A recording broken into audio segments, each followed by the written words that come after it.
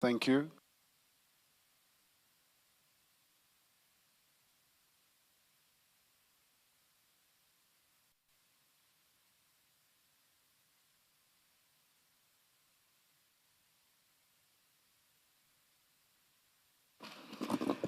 Good morning, Ms. Hassim. Good morning, Ms. Morning, Hassim. Chair. Good morning, Ms. Morning, Killian. Chair. Good morning, Ms. Killian. Good morning, General. Good morning, General. A very good morning, Chair. A very good morning, Chair. Thank you.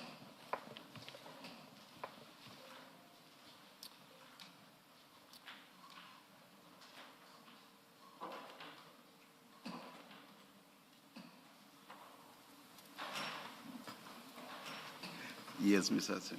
Thank you. Yes, Ms. Hassim. Good morning, General. Good morning, General.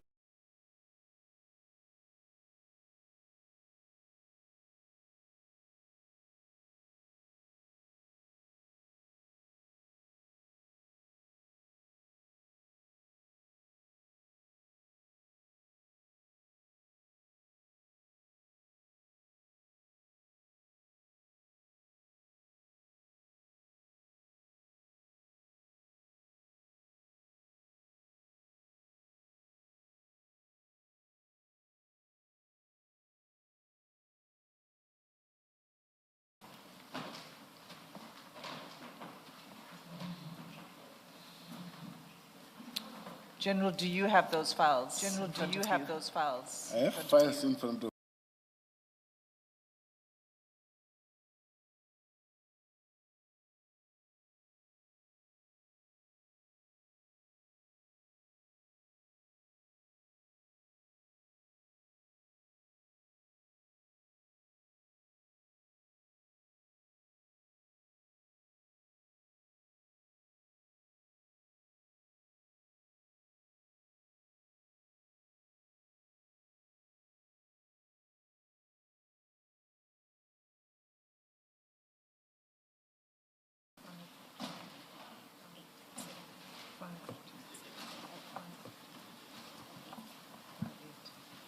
Can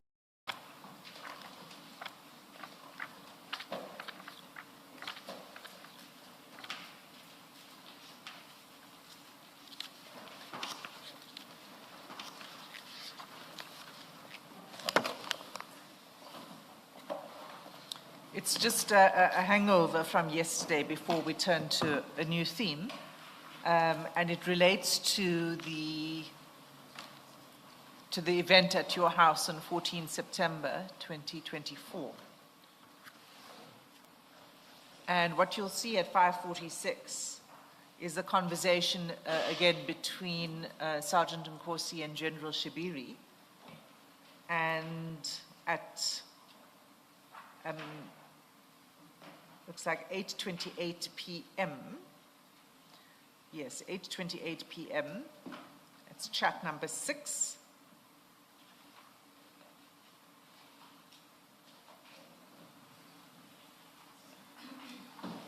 Just wait for the chair to get the page.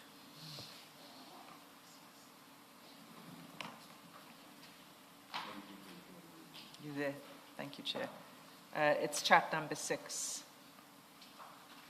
And what Sergeant Corsi says to General Shibiri is, Kat has arrived there. And then General Shibiri responds immediately saying, I don't see him. And then he says, General Shibiri says to Sergeant Corsi, where are you? Okay. Now, do you recall yesterday I asked about conversations between you and General Shibiri and Mr. Matlala? Yes. And you said that at no point did the three of you sit together and talk. yes. But General Shibiri also confirmed was there. What I'd like to ask you is, well, a few questions. First is, do you know why General Shibiri would be interested in knowing that Mr. Matlala has arrived? No, I won't know, number one. And number two, I wish I could be questioned on my communications with Shibiru or with Mr. Matlala or with Mr. Nkosi, but now I get asked questions about the conversation between the two people. Yeah, I'm getting there. It's fine. I asked you a question whether you have any idea, whether you know of why. I don't. Just answer the question. No, I don't. And we'll make progress. The second is, did you observe any conversations between General Shibiri and Mr. Matlala at your party? No, not that I'm aware of. When in a busy and in the evening, really, it wasn't my focus. Okay, so you don't, do you not recall, or is it just that you were busy? No, I don't recall. To me, it was a, remember, we didn't know we will be here one day, so to me, it wasn't something to take into mind. Okay, that's fine. I just wanted to put to you that this was a conversation that was happening about Mr. Matlala arriving at your house. I'm going to move off from, unless there's anything from the commissioners, I'm moving to a different topic. Yes, can we just complete the picture, General? Good morning. Morning, Commissioner. This event, was it in a tent outside or was it inside the house? It's not inside the house. It is in a tent outside. So there was a marquee outside the house? Outside the house. And how many people roughly were there? You don't have to give me the exact number. Around 8 p.m. that day, how many people were there? More or less 20, more or less 40? We planned for 20, but later as friends call one another, then you lose control of the situation. So I can't tell whether they were now ended up being 30, 50, somewhere there. But at that point in time, it's no longer a concern. The only thing is is what is happening at that time. So between 30 and 50, you say? It's possible, less and even less. And I'm assuming because it's an engagement party, people were giving speeches. No. What was happening?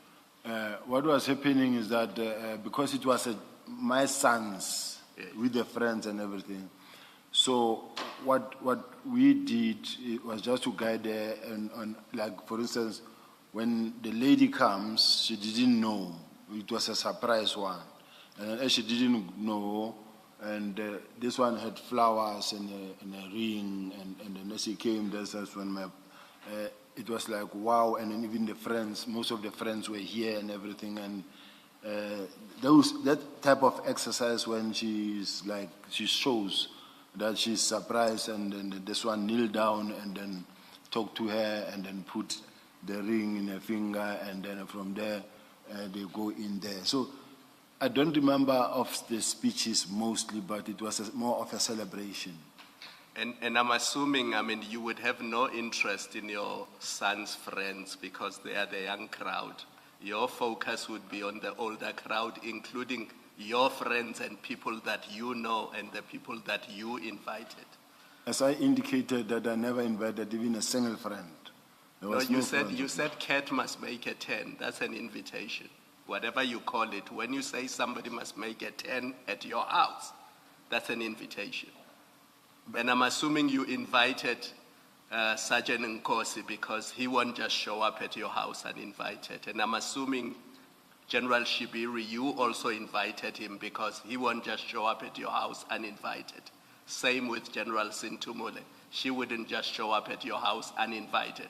So at least those 4 colleagues, 3 colleagues plus Matlala, were at your house because you said they must make a 10.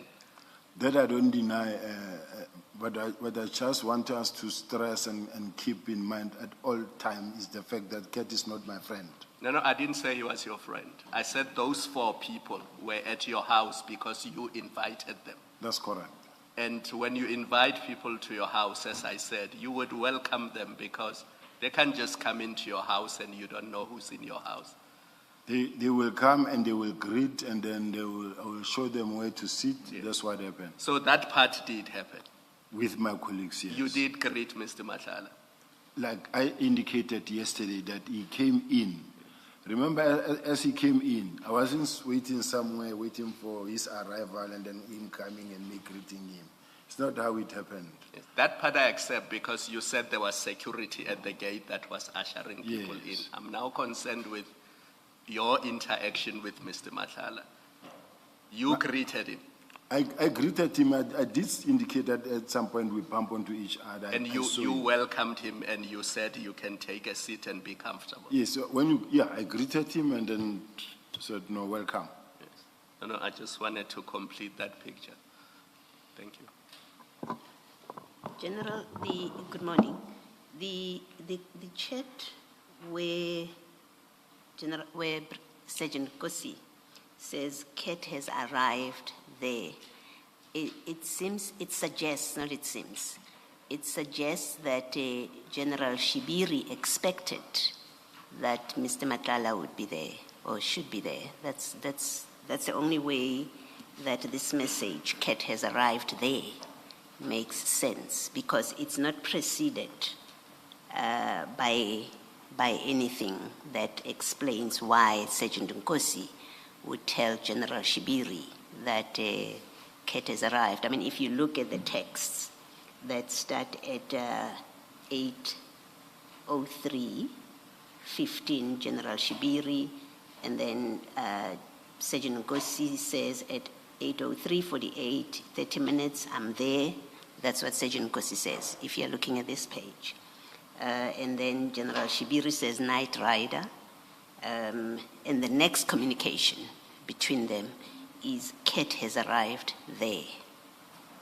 It appears a random chat that's not preceded by anything.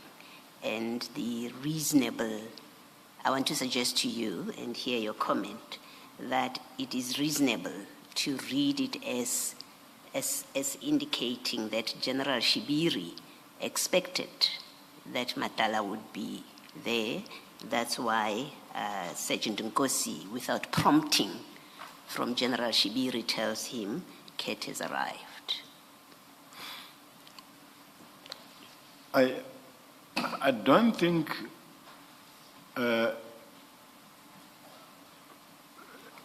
there's a nobody is denying that there's a relationship, some sort of a relationship with Madlanga, with Shibiri, or with Madlanga and Nkosi. So these are people, or even myself, let me include myself there. Because these are people who knew each other at that point in time. As to who is there first and who will be there, who's also coming, it's not a dispute, in dispute. Okay. With that, are you saying there's nothing unusual if indeed General Shibiri would have expected that Mr. Madlanga may have been coming to your house, that it wouldn't be unreasonable to say that because these are people that know each other? Yes, simply because at that time, Mr. Madlanga was not in trouble and there was nothing really on the table, so nobody knew. I myself, I didn't know and I didn't expect. I wouldn't have taken a risk of inviting someone that is we all know that is wanted or is under investigation, because my colleagues were also there. I would have been taking a big risk. But because at that point in time, we were talking about a man who is actually working with the police as a stakeholder, working with the police. So for me, really, at that point in time, now I can be killed now for that, but at that point in time, we were all innocent. Okay, thank you. Thank you, Mr. Singh. Sorry, General, something you said, I was going to move off, but something you said prevents me from moving off this now, because you say, you would have had concern if you had known that there were allegations of criminality against Mr. Madlanga. That would have been a risk. But leave that aside. You are aware that Mr. Madlanga is a service provider, and you invite him to a celebration at your home. And as a service provider, bearing in mind this is not like service excellence awards or those kind of situations which are formal professional kind of environments where service providers are. This is a private, intimate affair. Isn't that contrary to the SAP's regulations and national instructions that govern how you are to manage conflicts of interest? Because isn't that a risk? So quite apart from criminality, isn't it a risk that you may be seen to be biased in favor of a service provider? I want to answer it in twofold. The first one is the fact that I'm a detective. And if Mr. Matlala is a service provider who works for supply chain, where they allocate tenders, or him supplying service in the detective space, I would be a little bit cautious in doing that. But the second thing that I want to... Sorry, before you say the second thing, can you just repeat for me? You said if something, then you would be cautious, but I didn't quite understand. I said I would be cautious, or maybe apply my mind in having to invite someone that I know that is a service provider in the detective space, and I invite him to me. But the supply chain is a division on its own, which is far from where I am. I don't even know the people who sit on how tenders are allocated. So I'm far from that space. So I know him as a stakeholder in the police. And that being the case, it's not like it was the first time it's happening with Madlanga. Moving to the second part and say, what applies to the goose must also apply to the ganders. And I tried to give such an example yesterday when Commissioner Balo says that, no, General, don't go there. To say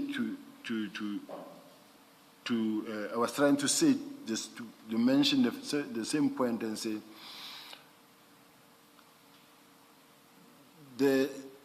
and this was also discussed at the ad hoc committee. When, if you remember, one of the members, Honorable Diko, saying she also attended a wedding where one of the senior managers of the South African Police Service attended a wedding of a service provider of Metropolitan. And I'm saying we've attended several incidents or events, including the 5th of March, where we were with the service provider who is actually the one awarded, I think, that the same tender that has been cancelled from Mr. Matlala. We were with that service provider, with the senior manager, because she came with those service providers. So I'm just saying, to me, you build relationship with stakeholders, and not because of they have to support you or give you something. As human beings, it happens normally, and not because there's any corrupt relationship. So I was just putting, lastly, the one that I want to put also strongly so, is the fact that even General Mkhwanazi himself met with him, and not to discuss any other thing. West of him, they were discussing on how he can help him to get more work. So I was just saying that, and I didn't even disclose it here. So I'm just saying it happens with all of us. No, okay, I hear that. I'll ask you as we go forward and you answer to just stick to the questions as it applies to you, rather than saying, but so-and-so did this, and so-and-so did that, and so-and-so. That's the first thing. But now that you've given these examples, what is your point of giving the examples? Is it to say that they also committed wrongdoing, or are you saying there's nothing wrong with what they did? I'm saying if it is wrongdoing on my part, it shouldn't be wrongdoing on my part when the next person can do the same thing and nothing being said about him. And in other words, you know, when George Orwell says all animals are equals, but others are more equal than others, he refers to the same situation. I am standing here having to face to answer questions of knowing Madlanga or having spoken to Madlanga. But when others are doing it, it's not even a subject to be looked at or discussed. So it is my wish and my prayer that at the ultimate end, what do you call, I don't know if I'll quote it right, ruat justitia culem, let justice be done though the heavens fall. Meaning, when we leave this commission, let it not be because of ours lined up through this way of the questioning that didn't get to put all the other instances where others were involved in the same exercises are not covered. But in my case, everything they said about me is all exposed and covered.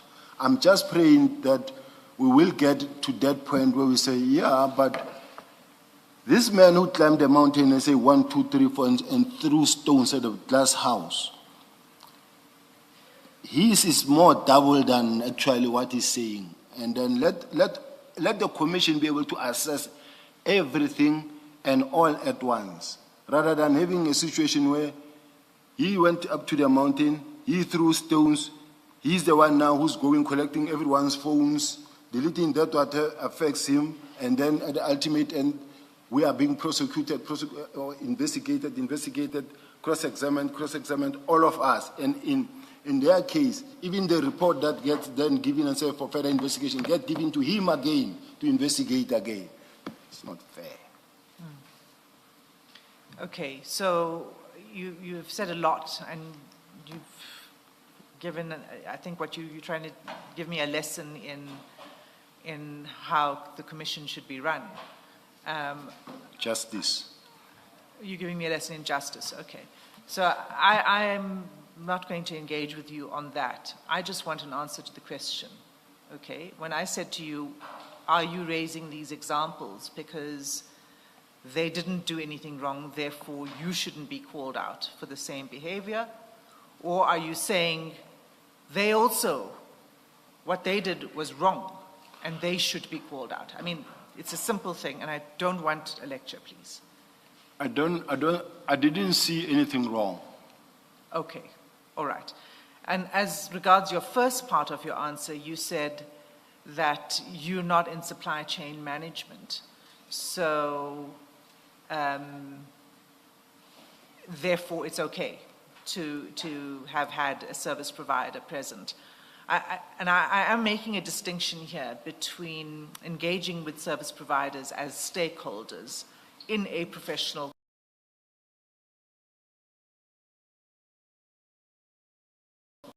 gathering, that there's a difference. So just bearing that in mind, can your regulations and instructions dealing with conflicts of interest, doesn't it apply to every employee within SAPS, not only to some? So, meaning anybody who might be at risk of showing bias to service provider, even if you're not in supply chain management, that is something you need to be cautious about. I'm not an expert in that regard or nor have knowledge, deep knowledge around that aspect, other than to say that I'm sure as human beings, in the absence of being a policeman, I'm a human being. If I have a death case in the family, or I have an event, and then there's someone that I know, I have seen situations where someone says, hey, I can't invite you because obviously it's going to be questionable. That why did I invite this one or that one, maybe at the wedding. But in my case, at that point in time, I really didn't mind if he's coming, because the main reason, the main purpose was to come to collect his wife per se. But I didn't really have any problem. So I guess, Chair, I don't wanna waste your time, but I just want to say, I may not have a deep knowledge in terms of what the standing orders or what the regulations are saying, specifically in relation to who in fact can be invited and who cannot and under what circumstances. If he was in supply chain and I participated in the process, I would also understand, but now that is something that is far from me. Yeah, we've dealt with that. I've explained to you why it doesn't matter whether you're in supply chain or not. It's something that would bind all employees of the SAPS. But I hear you saying you're not aware of the standing orders or regulations or instructions governing this. That's what you're saying. I'll ask you one last question on this then. Isn't it incumbent upon senior management in the service to be aware of those regulations and instructions concerning conflict of interest, particularly so that you can set an example for subordinates? It is, in particular, when you know that you shouldn't be mixing with this person because this person is a service provider in a space where you are operating, or that affect, or that is relevant to your work environment. Now, my work environment is completely different one. I'm not in HR, I'm not in supply chain. I'm going to leave it there, Chair. Can I just ask a question that I should have asked General, still to do with this WhatsApp? In the same vein as my last question to you, did you inform General Shibiri? We've established he was at your house. Did you inform him that Sergeant Nkosi would also be coming to your house?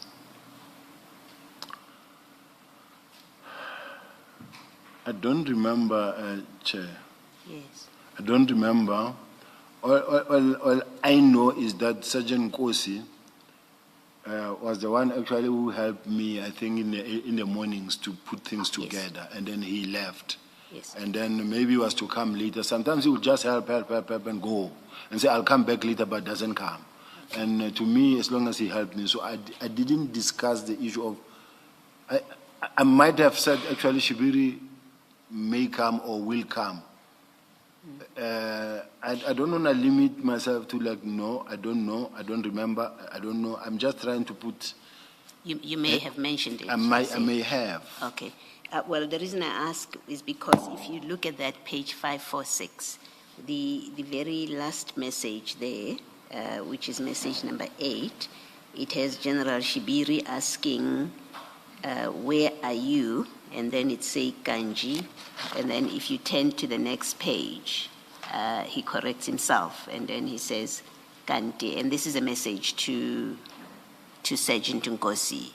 And that message conveys that he was expecting him to be there. That's why I'm asking whether you would have told him that Sergeant Nkosi would arrive. Yes. Okay. But you say you may have. I may have, but may I comment on something? Yes, sure. The Sergeant Nkosi, Shibiri, they're also colleagues and they know each other and they're close as well. At work, you will have people that you have a good relationship with and that you may not have a close relationship. So, to me, it's not a surprise even when they ask one another whether you're coming or not. Okay, to your house. Yes. Okay, that's fine. And then before Ms. Hassim moves on to a different topic, let me just clarify something from the discussion that we had yesterday. And this relates to the circumstances in which Mr. Kaula was arrested. Ms. Hassim, are you still going to go to that, or you're done with that topic? I'm done with that topic, Okay. Commissioner. You explained to us the team, there's a team, I think it's Brigadier Ramangwa, who was responsible for this. And And then clearly we know that Sergeant Nkosi got involved in the way that it is being described. What I wasn't sure about is how does that case, and this comes from something that you had said earlier in your evidence about some matters being provincial, being at province, being dealt with at province. How this matter of Mr. Kaula, how does it become a matter at national level? If you could just explain how the system works. Does it mean a complaint was laid at national head office, that it's not being dealt with by province, that you got involved in it? If you just explain those processes. If you remember, Commissioner, yesterday I did mention that actually the matter, the warrant of arrest, it was reported and warrant of arrest applied for by the province office, number one. Number two, if, and I don't know how the warrant of arrest got to, or the warrant of arrest, which means it might have been sent to me as well, or to Brigadier Ramangwa. Brigadier Ramangwa is where? At national or province? National. Okay. And then also working with the tracking teams, all the tracking teams. So in that capacity, he will get it as well, because he's at national office and is able to disseminate it to different provinces that has got tracking teams to say he is at head office, and we have a database of all the warrant of arrest and all the people that must be tracked down. So that is why he will have access to that. And does that change? I mean, if because of where he's sitting, he then has access to the database, does that change this case from being a provincial case to being a national case? No. It remains a provincial case. It remains the South African Police Service case. When I say that, it means that... all right, please, General, let's not be facetious about it. I am asking the difference between a provincial, I know they're all subs cases. Please accept, I understand that. So I'm asking a different question. You've said that the complaint would have been raised at provincial. I'm trying to understand, how does it escalate to become a national case that now Ramangwa is, Ramangwa, I think, is now dealing with, now Sergeant Nkosi is dealing with it. Now we know, I think he said Zungu is DPCI, and I'm not concerning you about all of those. I'm just trying to understand your processes. It's a provincial case. It's now in the hands of someone who is at national, who constitutes a team to go and arrest this person. I'm trying to understand, does it change from provincial to national? Firstly, maybe let me take it bit by bit. Did this case change from being a provincial to a national case? No. Okay. But we are able to work together and become a joint project. And not only in this one, in many others. Okay. And in this case, and I'm still trying to understand your processes. I'm not saying to you yet, if I will get there, I'm not yet saying something went wrong here. I'm still trying to understand your processes. So from how, now that Mr. Ramangwa or Brigadier Ramangwa is dealing with it, where is the role of the province to whom this complaint was laid? I mean, my layman expectation would be it remains a provincial docket. The investigating officer would be a provincial person. The one who constitutes team to go arrest would be a provincial, maybe assisted by national, but the in charge would be a provincial. That's my layman expectation. So I'm asking you to explain whether that's indeed what happened or this is different, and then we'll get to why. It happens that when a matter is reported at provincial office, sometimes you find that because they are overwhelmed by the situation, bearing in mind the number of cases each investigator is having, sometimes you find a difficult complainant or a complainant who's desperate or who's crying, who also reports to head office or to a minister or deputy minister or to the national commissioner, some even to the president. To an extent now, when head office gets involved, normally or under normal circumstances, it will come to me. From any minister, deputy minister, it will come to me because I'm the one now in charge of all of them. Now, when it comes to me, I will then also tell someone, allocate someone here at head office and say, follow up with the province and make sure that this matter gets the attention it deserves. Or if this is a matter that I see that this one we can make quick impact, if we jump in and work on it, all of us, we do that. A clear example is this one of Jerry Bushoha, Mr. Bushoha, and the one of the journalists that were killed in Madlanga, where the complaint comes. It's a provincial thing, but the complaint comes now to head office and say, not much is being done, please get involved, and then we get involved. That's how we got involved, not because of, yeah. So for Brigadier Ramangwa to then assume the role that he played, it would have had to come, this from province would have had to come to you first. That's correct. Okay. Did that happen in this case? I think so. It came to you first? I think so. And then you assigned him to deal with it? That is correct. And when it comes to you, through whom does it come to you? Who at province brought this case to you? Where I'm sitting, I can't remember now how it came to me. If I was in the office, I was going to ask to say, did it come through an email? Was it reported by the policeman? Did it come from the client, the complainant, or how did we get it? I would know, but at this present moment, I can't remember how it got to me, or whether it came to me, or from the province to Ramangwa or to me, because they are also on the ground, they are working with the provinces. So at this present moment, I'm really not able to say that for sure it came from province to me, or from the complainant to me, or from the complainant to Ramangwa, or from the complainant, maybe, I don't know if Fanny got it from who, Mr. Nkosi got it from who. So it's something that I cannot with absolute certainty say in such a way that at a later stage, then there comes a record or proof and say, no, but this is not how it happened. This is how it happened with evidence that I don't have where I'm sitting. Yeah, I think, General, that last part, don't be concerned about it for now.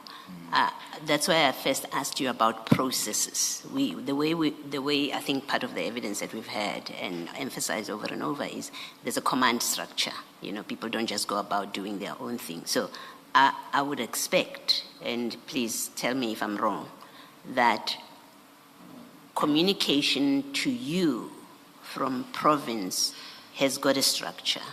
There's a way of communicating, a command, I think. That's what the language that has been used, that a police officer who's sitting in Sentin police station can't just pick up the phone. That's not how your command structure works. They can't just pick up the phone and say, General Sibiya, there is this. Am I correct in proposing that? Commissioners, the space we are working in is I don't want to say it's very funny. It's doable. It's possible sometimes for an investigator and say, I have an interference here, or it look like so-and-so has got interest, or the people I'm working with, some of them are close to this type of a person or around that, and say, can you take this docket? I don't mind. Then the an investigator can arrange that this docket go up there. Like, it just can happen any way. It's not always the case where I have to write a letter to the provincial commissioner or to the deputy provincial commissioner. It's how it's supposed to work under normal circumstances, or from the provincial commissioner to head office. Like in the case of Mr. Bushoha, I personally contacted the deputy provincial commissioner. I don't know whether it was in writing or telephonical, but I did speak to him, and then they did, initially for quite some months, in between, or weeks, they were not sending it, and nothing was happening on the case. Up until I then, or it was after I got that call from, a visit from Mr. Boshoga's brother-in-law. That's when I called them now and say, we want that docket, and I think they give us a duplicate, but they didn't give us everything. They did give us a docket, and then that's when I allocated a bigger team to run with the matter. So what I'm saying, Commissioner, is that there's no hard and fast rules on the process itself. It may have some gaps in terms of communication or in terms of how, strictly speaking, things could work. And another last example is this one. Let's say from KZN, initially when they say we got a call from organized crime, they needed assistance. Then organized crime says, we never. And then comes the issue of, no, General Kumalo from CI made it what do you call it, from intelligence. And then we then intervene from that angle as from General Kumalo. Yes. Yes. Yes. You see, General, you say, and if you don't remember, you don't remember. I can't press, and for you to remember things if you don't remember them. You say you can't say who spoke to you about this, and then you spoke to Brigadier Ramangwa. At least that much you accept. You spoke to Brigadier Ramangwa, and that's how he gets involved. But you say you can't say whether you got a call from the client who is the complainant, whether you got it from someone at province or the police station. That's fine. I can work with that. But the difficulty then is that Sergeant Nkosi remembers that you called him and said you are under pressure from the deputy minister. The deputy minister, when he was asked who's the deputy minister, I think he said Deputy Minister Matale. I think that's what he said. So we will have to, he will come back and testify, and he'll be asked further questions. But if he's firm, he remains firm in his evidence that you told him that you were under pressure from the deputy minister, when in fact you say you don't remember, then I think it would be fair, and maybe that's what I'm putting to you, that it would be, on the one side you don't remember, we've got a witness who says, I firmly say this is what he said to me, that it may well be reasonable to accept that in fact that's what happened, because you don't remember, so it may well be the deputy minister who called you. That's what I don't remember means. It means could be anyone, and now you've got a witness who puts a name to it. And that name is you told him that you were under pressure from the deputy minister. Do you want to comment? I was never under pressure from the deputy minister. Of course, you do sometimes will get that pressure from the deputy minister. And I don't say Deputy Minister Matala, or from the National Commissioner, or from the minister, in this sense. If the family complains, we also don't know how they get the telephone numbers of the ministers or deputy ministers. If the family keeps on crying on to the minister, and the minister knows that I've assigned this matter to the detective, to General Sibiya, and we haven't been able to contact the family or deal with the family.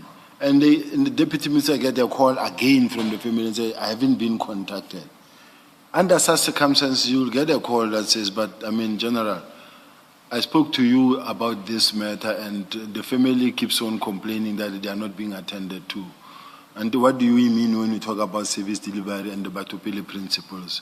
Why can't you just really deal with this thing, or must I? Maybe, General, let me stop you. I do accept that you possibly do get calls, even from members of the public who happen to have your number. So I'm not quarreling with that. May well be your everyday experience, and I expect it to be like that.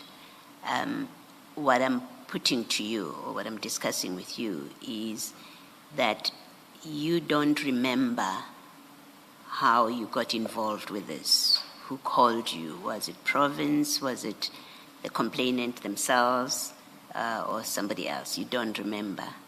And that's your evidence. And I'm not challenging that you say, I don't remember who. I don't challenge that. All I was putting to you was, well, you don't remember. We have a witness who says you told him it was the minister. So you've got those, and so we have to. It may well be that in the end, it's his evidence that stands, because he says, I remember. This is what happened. So you can't dispute it, it seems, because that's what I don't remember means. It means you don't dispute when Sergeant Nkosi says you told him it's the minister, deputy minister, who's putting you under pressure. And I was just asking you to comment on that. I never got any pressure from the minister. Yeah. I never told Sergeant Nkosi that please do this. I've got pressure from the minister. Not even at the level of Sergeant Nkosi. I would understand if it was Brigadier Ramangwa saying that. But in many instances, I would also tell them that, guys. But what do you mean, not at the level of Sergeant Nkosi? The level of Sergeant Nkosi is at the lower level. I can't say to him that I'm getting pressure from the minister. I would say to Brigadier Ramangwa, please, any query that comes from the National Commissioner ministers or ministry, let's also make sure that we don't get the second complaint on the same issue. You deny that you spoke. Can I understand from what you're saying that not at the level of Sergeant Nkosi? Maybe I don't remember your evidence yesterday. If you have answered, if you were asked this question and you answered, and you can repeat it, do you deny that you spoke to Sergeant Nkosi at all about this matter? Yes. Okay, thank you. Thanks, Ms. Hassan.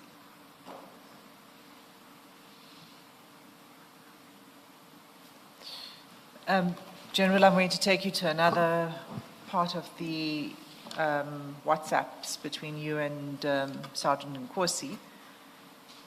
Can you go to file 7, page 390, please? 390, same file. File 7.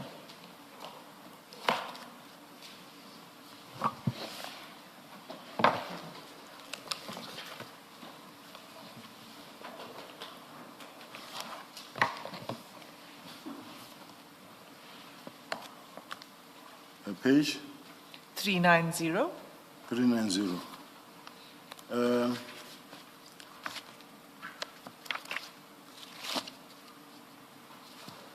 Before I got there, I haven't opened it yet. I want to ask, Chair, I just needed 1 minute with my senior counsel to ask something from my senior counsel that I wanted to speak about, but I want to hear her advice. If it's doable. If the chair says no, I will then proceed. But I just wanted to ask for 1 minute.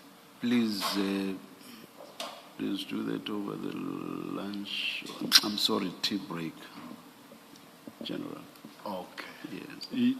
It's because of, it is maybe in relation to where we are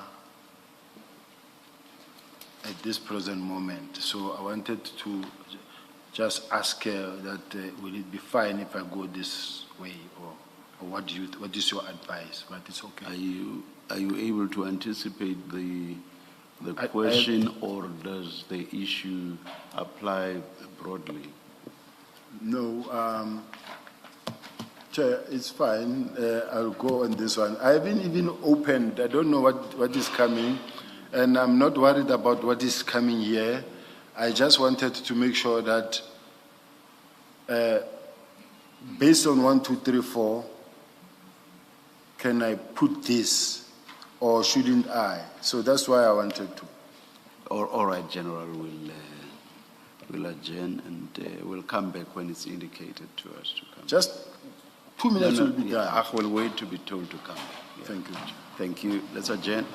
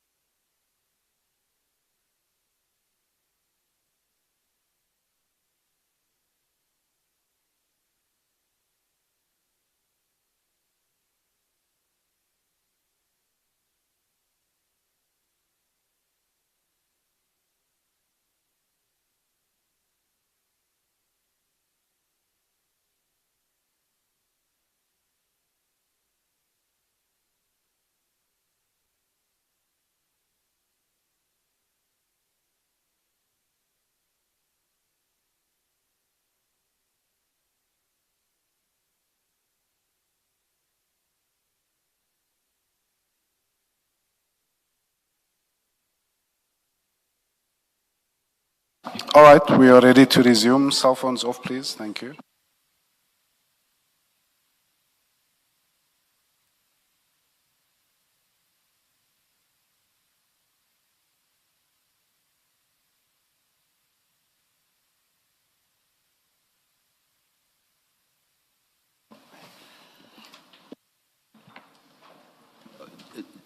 General, you are ready to proceed, eh? I'm ready to proceed, Chair. Thank you very much for the opportunity. Most welcome. Thank you. Okay, General, so it's file 7, page 390.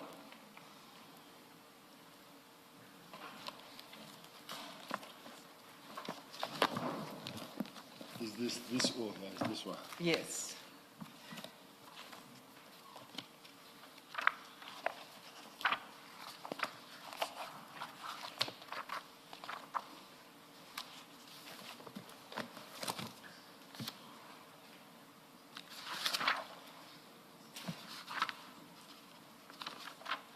I'm on it.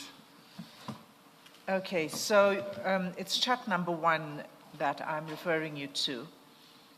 You'll see that this is a conversation between you and, well, the chat is between you and Sergeant Nkosi, as you know, and you forward him this message. Could you just read that message into the record, please? Hi, General. My apologies for the break-in protocol and the direct approach, but it is an important matter, and trying to understand which spokesperson is on duty will only serve to delay us. I need to afford you right of response regarding a story which will be published tomorrow.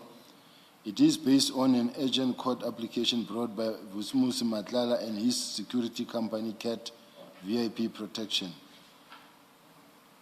My Matlala names you in his document specifically. I guess it was a typo to say Mr. Matlala. That he was questioned on whether or not he knew you.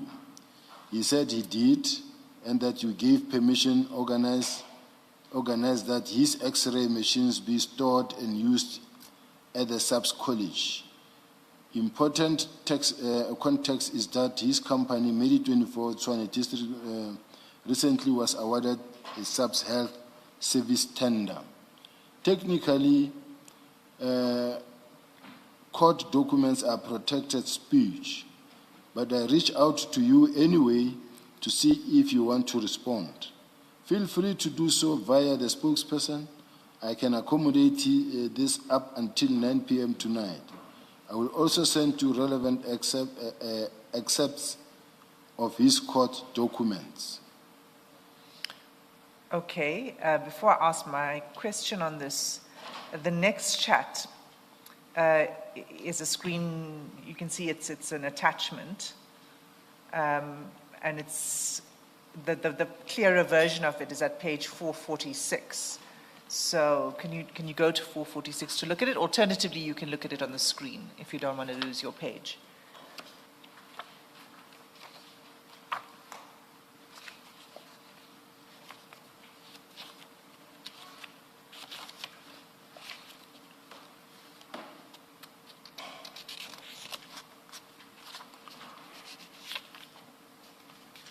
For 46, I've got it.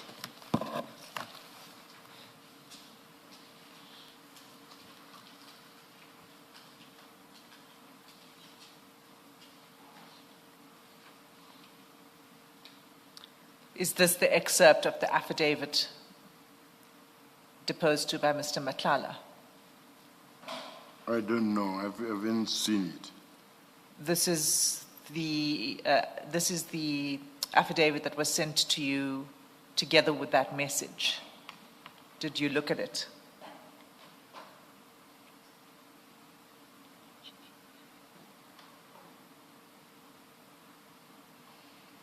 Yes, I see it. Yes, so, okay. You forwarded both the message and this attachment to Sergeant Nkosi. I take it this was from a journalist, is that so? Yes. Do you recall the journalist who sent this to you? I don't know, I don't recall the journalist, but I do admit and accept that I did get this.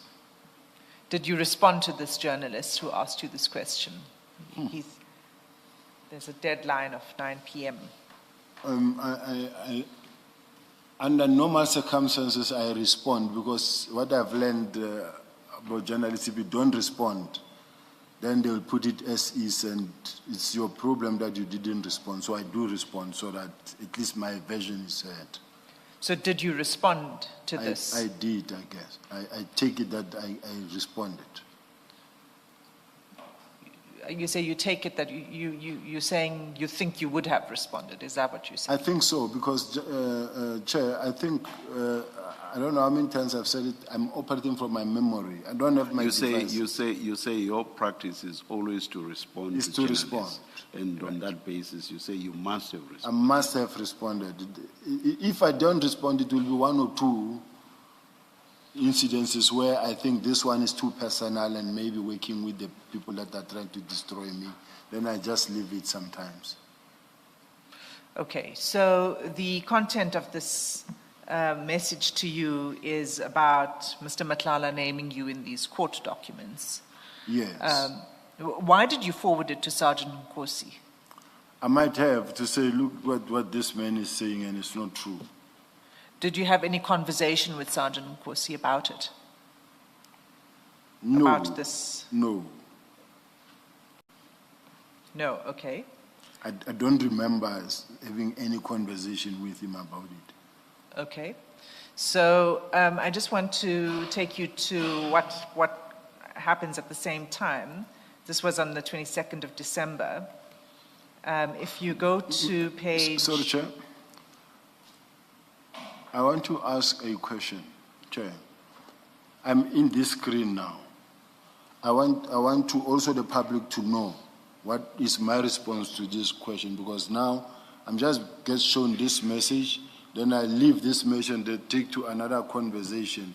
But that what is being said by Mr. Madlanga in that message about me, why can't I be given a chance now to say, okay, what was your response on this message? I'm not running ahead, but I'm also saying the line of questioning must also afford me an opportunity to clarify things that the public also need to know.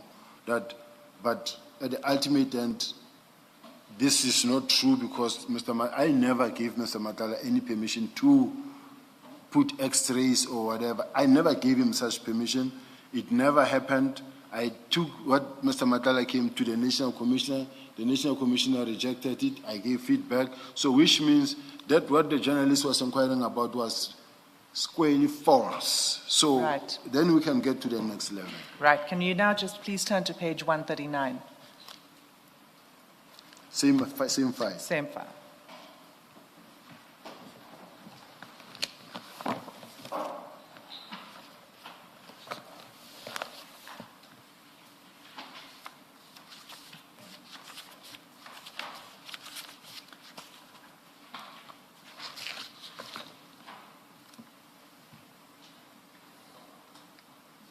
Okay, so you'll see on this page, chat 1, 2, and 3.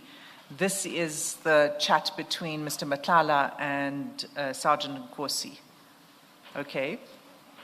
The first chat, it's also on the 22nd of December, and it says there's a news article regarding a certain general in SAPS whom they're trying to associate with me in our court application. I said I was told to ask him to grant us permission to utilize the hospital inside the Pretoria West SAPS College from a certain brigadier. The reason they referred me to him is because at the time he was acting as a national commissioner. Is there a way we can rectify the statement, because now it looks like I'm very close. Somehow that will compromise his reputation. And now they're publishing the story tomorrow on News 24. So this is a message, there's 3 messages here that go together. This is the first one that is forwarded to Sergeant Nkosi, and it appears to be a message that he had sent to his lawyers to correct the affidavit. And you'll see that in chat number 3. And Yes. Yes, you'll see that in chat number 3, where he forwards the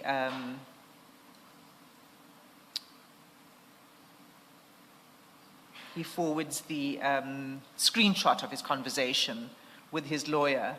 And that screenshot, if you want to see it more clearly, is on page 447.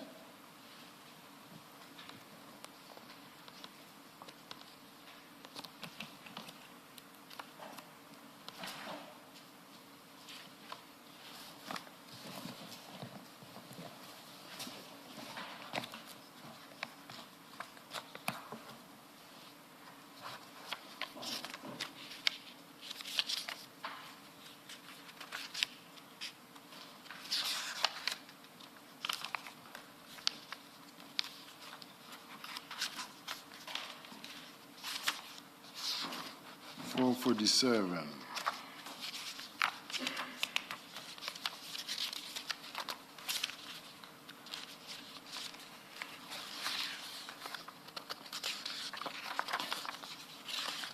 I'm on it. Okay, and it's a conversation between Mr. Madlanga and his lawyer. His lawyer says, okay, how do you want to rectify the statement? And then he explains how he would like it to be rectified. And he says, and I'll, for your benefit, read it out, that the brigadier who is in charge of recruitment from SAPS suggested that I ask permission from the National Commissioner to utilize the hospital which is inside SAPS Training College to conduct medicals for new recruits. And by that time, General Sibiya was acting as the National Commissioner. So that's how I knew of him that day, because his name was mentioned to me once, not that he gave me permission to use the hospital. And then his lawyer says, okay, I follow, I understand. Okay, so he's explaining how he would like his statement, his affidavit that he had filed, to be revised. And then, finally, if we go back to page 196. Oh, sorry, not 196.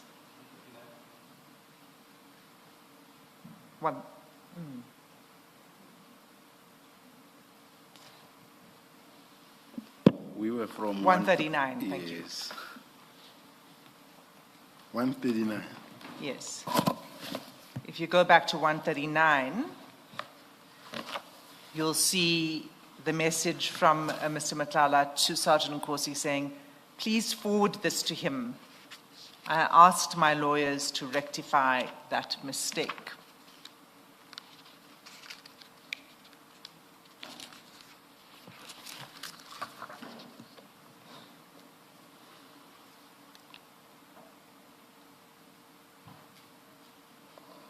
Do you see that's chat number 2?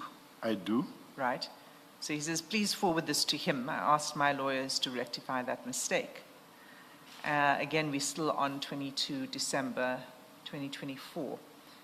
Now, if you go to page 196, okay?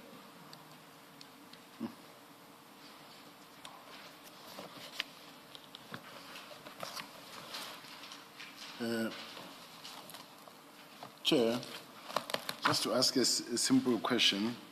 I understand, I will respond. It's just I'm looking at us going from go to page so you read this chart, then go to that page, read this chart. Is it not possible to go, as we go into this question where you say, this is the one that this says, please send it to him, what is your comment? To that one, please No, comment. please. I'm just asking. No, please let me do the questions. All right. Don't tell me how to ask the questions. No, I'm I'm going not- to give you an opportunity. I'm not telling how to answer the questions. I'm just, my concern is just, I see myself now moving from read this chart from 132, go to 447, go to 139, go to 446. So that's why I'm just asking that now. I find myself paging, but I understand as well. This is the line So of what I'm question. doing by going through these is to put the full picture to you so you can see. I don't take you by surprise. I'm going to put the full picture to you so you've got the full set of chats. And then I can put my question to you after that. So you will have an opportunity to to respond to all of this. I'm not going Page- to leave it behind. It's page 196.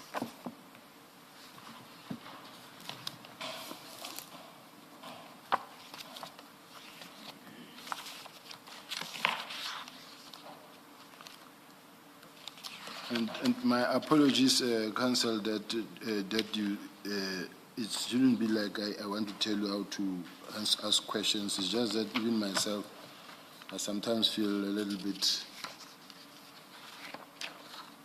No, that's fine, General. That's why I'm explaining to you why I'm doing it this way. I'm not leaving, it's one topic, but I want you to see the full I'm at picture. 196 now. 196. So this now is between Sergeant Nkosi and you, this conversation. So what we had seen on 139 was Mr. Matlala saying, please forward these to him. I asked my lawyer to fix it. And now what happens here, we see in 196 that indeed Sergeant Nkosi forwards you those messages from Mr. Matlala immediately on the same day, 22nd December. So you'll see the set of chats from number 1 to number 4.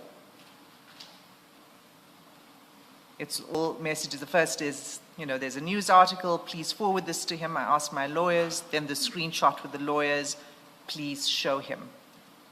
Meaning, please show you this. Okay. So my question is, why? Well, let me first say this. Let me take a step back, because you wanted to respond, and I think you have, but let me give you the opportunity again. Did you assist Mr. Matlala in obtaining access to the training college or to the use of the training college in a particular way at this point in time in 2024 or in January 2024? No, and I'm far from that process as well. So I could not, even if I wanted to, from where I am operating, I can't even put my finger there. It's far from me. Okay. And you say that's what you would have told the journalist in any event at the time? Yes. But then you forward this to Sergeant Nkosi. He then forwards it on to he then has this conversation with Mr. Matlala, this exchange.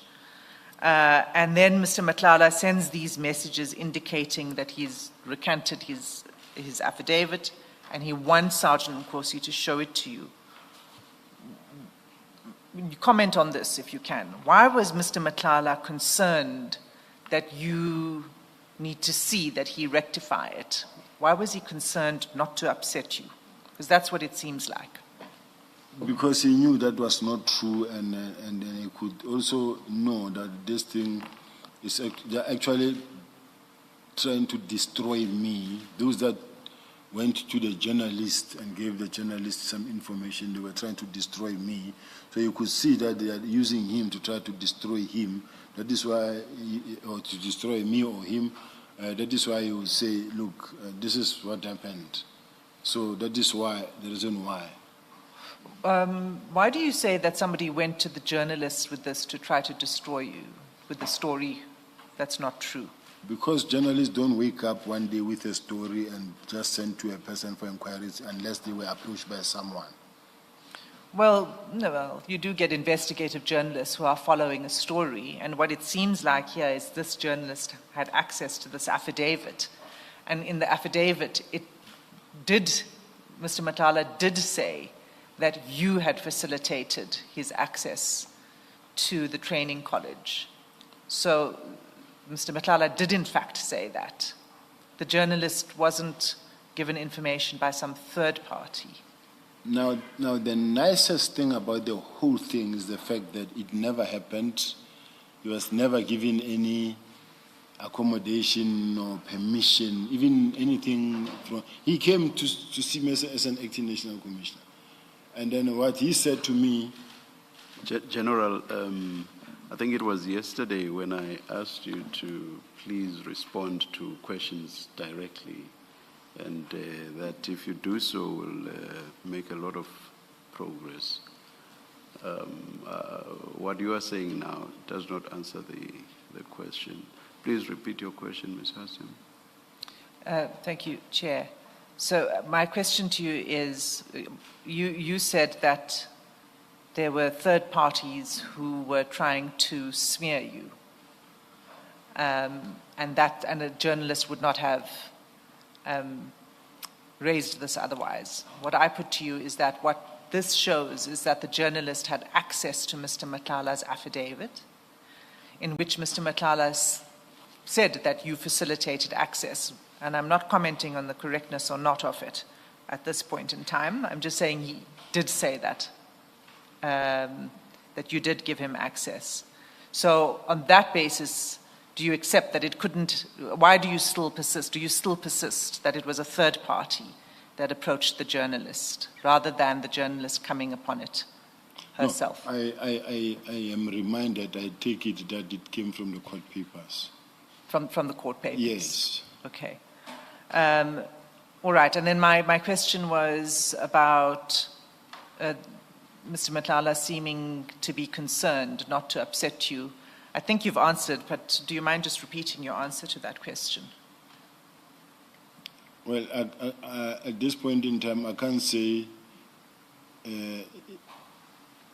why in his mind he felt that he didn't want to upset me, but he knew the truth, that in actual fact he never got assistance from me because he never had access, even for one day at the college or anything in writing to assist him to get access there. So it's a transaction that, or it's something that never happened at all. I think your answer was you wanted to set the record straight by telling the truth. I think that summarizing, I think that was the essence of your answer. Thanks for the assistance, Chair. Thank you. And he wanted to show you that he's setting the record straight. Thank you, Chair. Okay. Can Thanks. you just do this? Because several times now you've mentioned that the meeting happened when you were an acting national commissioner. Can you just give us the exact dates when you were the acting national commissioner of police? I'm assuming there would be a letter appointing you to say from this date to this date, you are appointed in General Masamula's absence as the acting national commissioner of police. Do you have it, or do you have the exact dates? I think the people who can assist us to give us that letter, either the commission's investigators or us writing to the. I'm saying it's because I don't have anything. But you don't remember the date? Within that date, he came to see me. I know I was the acting national commissioner at that time. I don't have anything that I can show because I don't have it. But I was at that time the acting national. Yeah. The reason why I'm asking is, remember, we've moved. Sergeant Nkosi said it was December 2023. You at some point said it was in January, and then you changed to say it was in February. That's why that date becomes important for me, because I need to know when exactly you were the acting National Commissioner of Police. But I'm sure we can find it, so let's not, if you don't know, let's not delay. Perhaps, I mean, we can find that out, of course. But do you remember for how long you acted as National Commissioner at that point in time? Was it a few weeks or a few months? No, normally it will be either a week or either 3 days. It's only when the National Commissioner is away or not around. So sometimes it will happen that it's on leave, maybe for 14 days or for 10 days. It does happen. So I don't have a clear record of for how many days, but it was few days.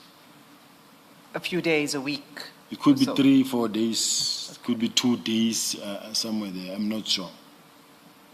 Well, we'll find out. Okay, thanks. I'm going to move off this to another topic, Commissioners. Let me ask my question. General, when you forwarded this question from the journalist to Sergeant Gossi. What was the reason for that? As I indicated to her that I just say, look at what this man is saying about me in court, and you know it's not true. Saying to Nkosi, you know it's not true. Yes. And it was purely based on the fact that he knows him very well. I knew they were close. Okay. And you didn't send it to him with the expectation. You say you knew that they were close. You didn't send it to him with an expectation that he would raise the matter with Mr. Madlanga. I knew that he would. In situations like those, you also avoid to confront the person because it looked like now I'm confronting the person. So I just sent it to you and said, but this never happened. But you knew that he would. You say you knew that Sergeant Gossi would raise it with Mr. Madlanga. Yes, and to me it wasn't really, I knew he would at the ultimate end. Okay. And so when Mr. Madlanga, in page 196 that you looked at now, there is that message which seems to be a correction of Mr. Madlanga's way of correcting what he says in the affidavit. And then the next message, I'm looking at page 196, Mr. Madlanga says to Sergeant Nkosi, please forward this to him. I asked my lawyers to rectify that mistake. So now Mr. Madlanga is directing Sergeant Gossi to engage with you about this. You see that? Yes, the text says he must show this to you. Yes, Commissioner. Okay. And you can comment if you want to, but I pick this up in the context of yesterday's discussion where we had a conversation about Mr. Nkosi, or Sergeant Nkosi rather, appears to have been the go-between between you and Mr. Madlanga. In this case, you decided, you explain, you say, I didn't want to confront him. I didn't want to raise it with him because I don't want it to look like I'm confronting him. I think that's what you said earlier on. You say you expected that he would, because they know each other. Sergeant Gossi would raise this with Mr. Madlanga. Indeed, he does raise it with him, and that's why Mr. Madlanga responds and says, please forward this to him. I asked my lawyers to rectify this mistake, so obviously they have discussed this. It does lend itself to, in fact, Sergeant Gossi, when he says it was agreed that you would be the go-between, we see this consistent conduct where he's dealing with Mr. Madlanga on matters that concern you, and he reports to you. He conveys things between the two of you. It seems that his evidence that there was that agreement may well be the truth in this case. All I can vehemently deny to this commission is that there was never a meeting, nor an instance where we sat down and we agreed that Mr. Nkosi will be our go-in-between. Yes, I do accept that I actually was talking to him. And in most instances, I didn't even know that some of the things that I'm talking to him, he would automatically just send to him. Some of the things was just meant for me and him, maybe, because of our usual communication. But what I just want to stress, Chair, is that there was never an instance where we sat down and agreed that he will be a go-in-between. Even though the circumstances and the whole picture being painted may seem like that, but a meeting never happened. Okay. It is not being painted, General. It's emerging. There's a big difference. A picture that is emerging, not a picture that is being painted. Do you follow me? I follow what the Chair is saying. Chair is experienced and has dealt with this since for a very long time. So my putting of words may not be adequate enough or explain exactly how it emerged. So I respect that, Chair. Thank you. No, that's fine, Chair. Let me maybe then put it differently, General. You say there was never a meeting so you differ with Sergeant Nkosi on his account of what he says happened. But can I then put this to you for your comment that there may not have been a meeting on your account. You say there was never such a meeting, but it's what appears is at least there was that kind of conduct. So it may have happened because of how people were behaving amongst yourselves. You were behaving that way without having an agreement about it. But in the end, what seems to have happened is Sergeant Nkosi became the go-between, maybe by default, because you happen to talk to him about matters of concern. He's close to Mr. Matala, and he also has conversations with Mr. Matala, and then he feeds back to you. That's the picture that emerges. And I'm not insisting that you sat down and had a meeting. I'm speaking more to, in practice, it seems that's what happened in fact. What Commissioner is saying is 100% correct. What I just want to put on the table, Chair, is that, yes, this was the case maybe with Nkosi in terms of how we were talking and how it was happening. But what I want to put just on the table, whether it is accepted or rejected, is that let's take Sergeant Nkosi and put him in the center. Let's draw the same communication to General Mkwanazi, to General Sintumule, the attendance of the events, the biking together, the communication, the same approach.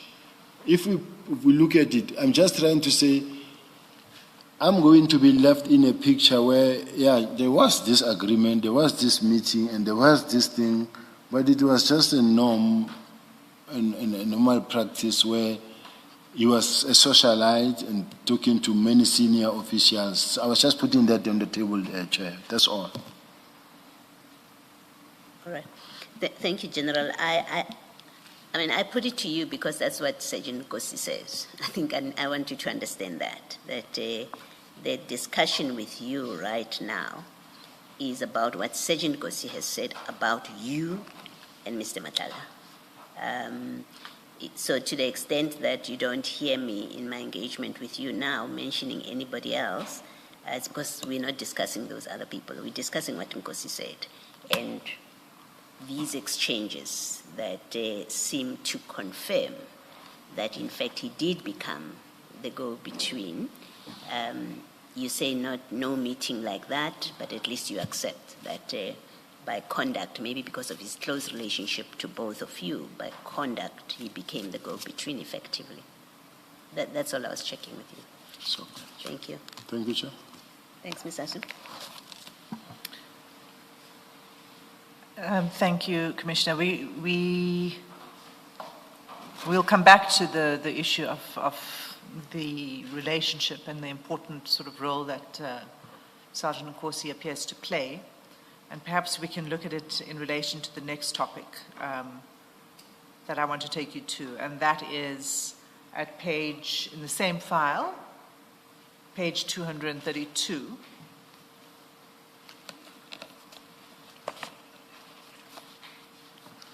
Chair, I notice it's 11 o'clock. I'm not sure if you want to take the adjournment now or later. Let's continue until past.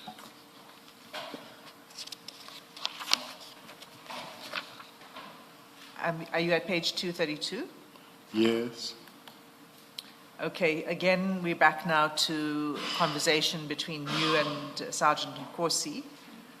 And chat number 4 is what I want you to have a look at. And that's on the 22nd of March, 2025, where you sent Sergeant Nkosi a copy of a, you forward to him this message from a journalist. Could you just read that message into the record, please? So I should kindly read this message? Yes, please. Of chat 4. Yes. Good morning, Nonkululeko. My name is Abraham Mashego. I'm a journalist working for the City Press newspaper. I'm currently working on a story based on the audit findings that recommended that Police Commissioner Fani Masemola should terminate the contract with a company owned by a businessman, Busumusi Madlanga. The recommendation was made in January and it further recommends criminal charges to be laid. I'd like to know from you what has happened since the recommendations at the City Press is aware that Madlanga continued to receive payment from subs. My deadline is by 15:30 today. Was this message sent to you by the journalist, or was this forwarded to you by, I think it might have been, and you might want to look at the following messages, by Major General Pokane?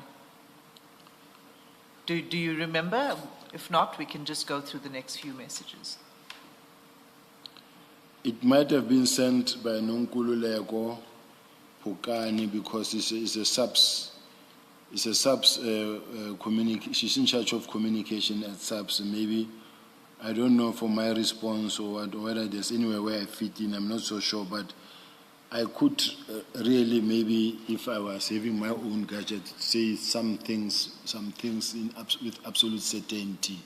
At this present moment, I'm weak in coming out strong on some of the things. Okay, no, that's fine, but if you have a look at number 5, I think this is a forwarded message again, number 5, and then number 1 on the next page.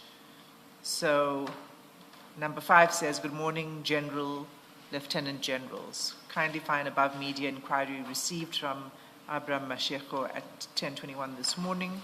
I will engage the relevant division and share the response shortly.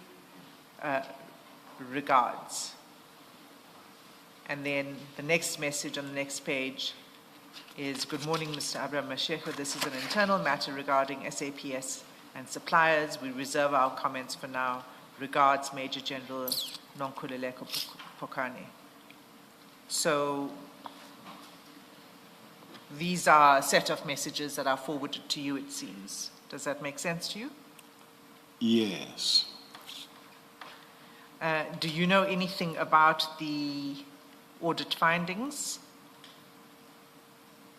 against the audit into the contract that was awarded to Mr. Madlanga? No. I have never seen even the report at this stage until now. Okay, well, if you go a little further down on page 233,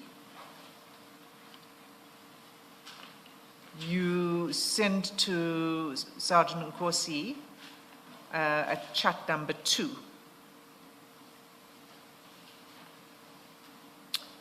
The last page of the preliminary audit report recommending the termination of Mr. Madlanga's contract. Now, let me just tell you where you'll find a clear copy of that. It's at page 300 in the same file.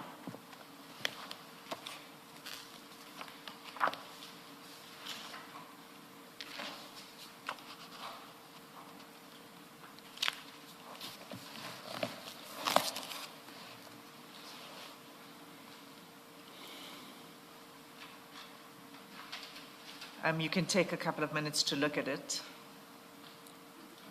You'll see that it's the last page of the preliminary audit report. You see the heading at the top right of the page.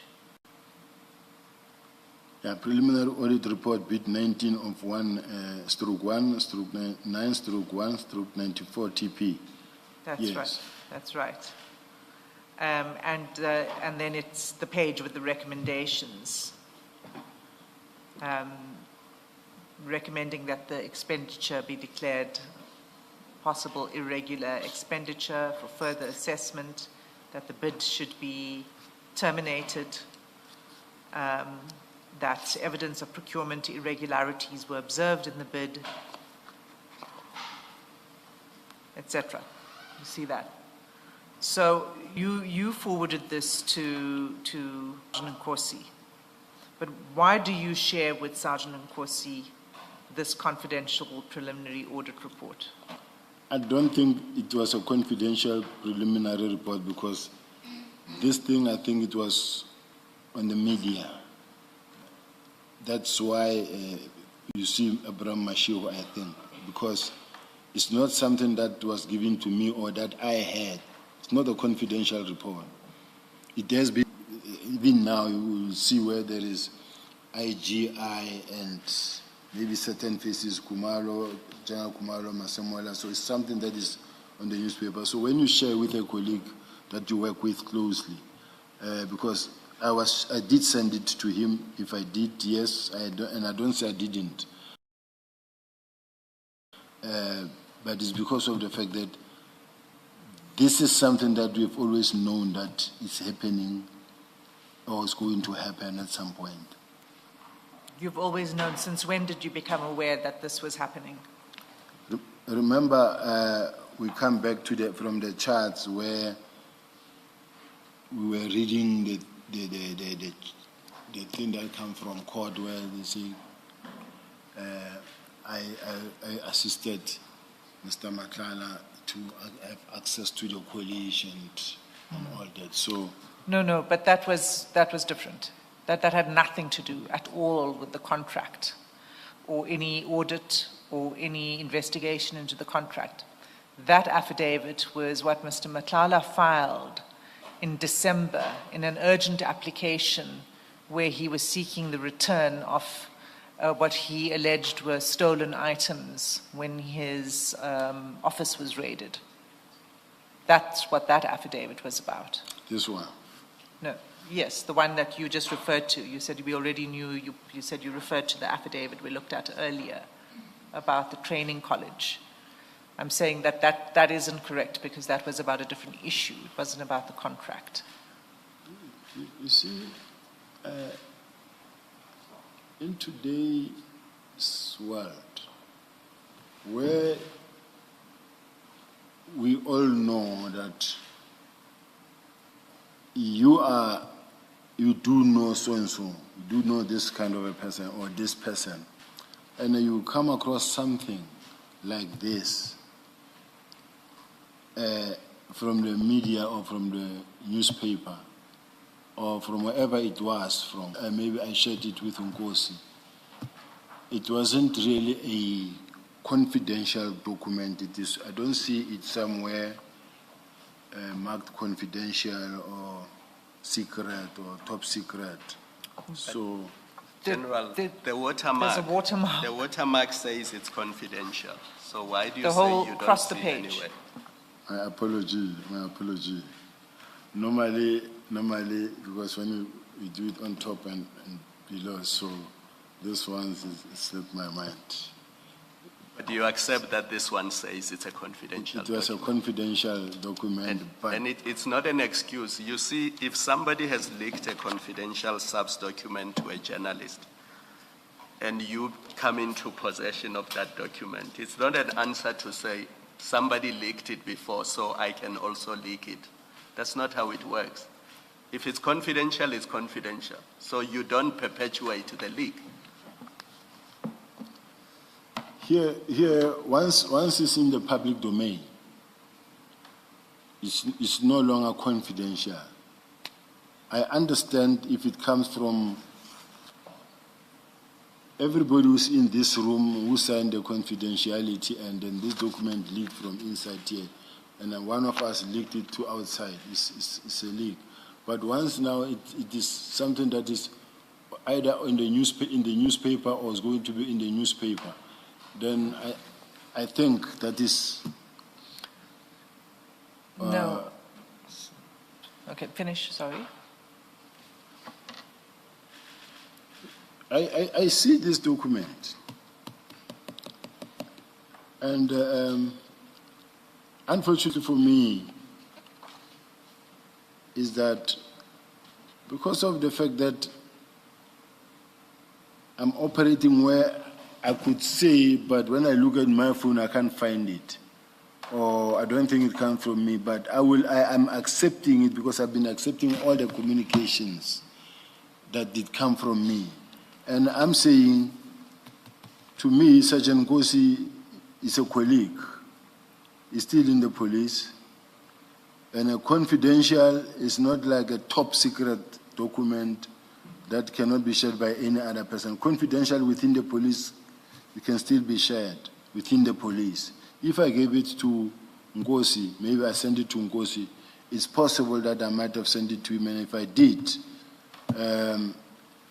in my mind, I might have really not taken into consideration the fact that, but this is a confidential document, and even if it comes from a journalist, still I cannot send it to any other person. It's just like when there is a social media saying wrong things about the person, then you forward it also to another person and say, but why did you continue forwarding it? So I'm just saying that. I'm sorry, Mr. Hassim. Under normal circumstances, General, that would be a cogent explanation. But you have said a few questions back, I think you were being engaged by my co-commissioner, Commissioner Baloyi. You said that when you shared some communications with Sergeant Nkosi, you understood that because of their proximity, he would